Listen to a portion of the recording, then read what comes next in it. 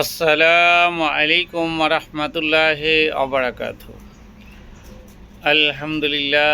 আলহামদুলিল্লাহ নাহমাদুহু ওয়া নাস্তাঈনুহু ওয়া নাস্তাগফিরুহু ওয়া নু'মিনু বিহি ওয়া নাতাওয়াক্কালু আলাইহি ওয়া নাউযু বিল্লাহি মিন শুরুরি আনফুসিনা ওয়া মিন সাইয়্যাতি আমালিনা ওয়া মান ইয়াহদিহিল্লাহু ফালা হাদিয়া লাহু ونشهد أن لا إله إلا الله ونشهد أن محمدا عبده ورسوله أما بعد। প্রিয় সুধী, আজকে আপনাদের সামনে নিয়ে আসছি ফিতরা বনাম জাকাত, জাকাত বনাম ফিতরা। ফিতরা কী জিনিস আর জাকাত কী জিনিস, এই বিষয় নিয়ে আপনার সামনে আলোচনা করব ইনশাআল্লাহুল আজিজ। ফিতরা, সাদকাতুল ফিতরা। ফিতরা হচ্ছে একটা আলাদা বস্তু, আর সেই সঙ্গে জাকাত হচ্ছে আর একটা আলাদা বিষয়। তাহলে ফিতরা আর জাকাত এক জিনিস নয়, এটা আমরা কখনোই কিন্তু বলবো না।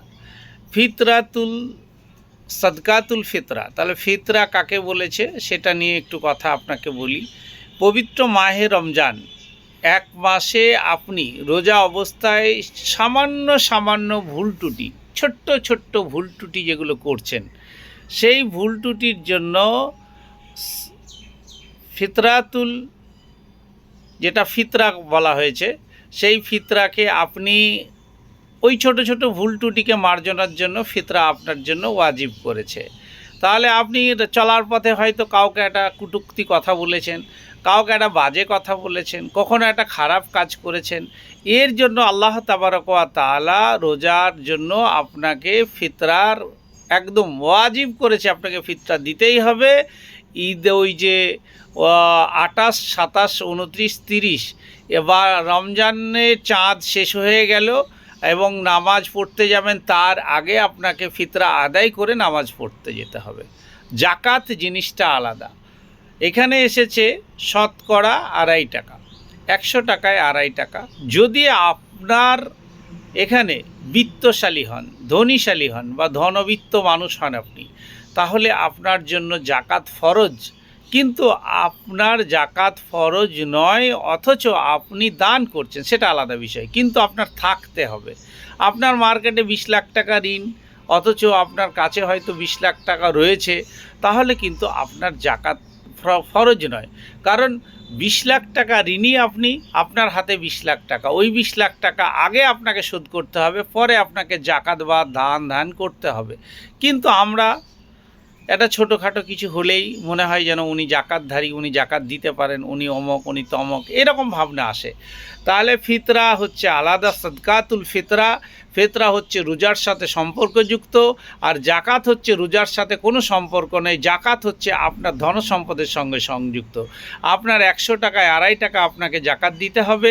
আপনি কিভাবে দেবেন, কোন পর্যায়ে দেবেন, কোন খাতে দেবেন, কোন পারপাসে খরচ করবেন, সেটা একান্ত আপনার ব্যক্তিগত ব্যাপার। কিন্তু এই নয়, জাকাতের টাকা নিয়ে আপনি ভাববেন যে আমি জামা কাপড় কিনে এতিমদের বিলাবো, সেটা আপনার, সেই টাকাটা আপনার নয়।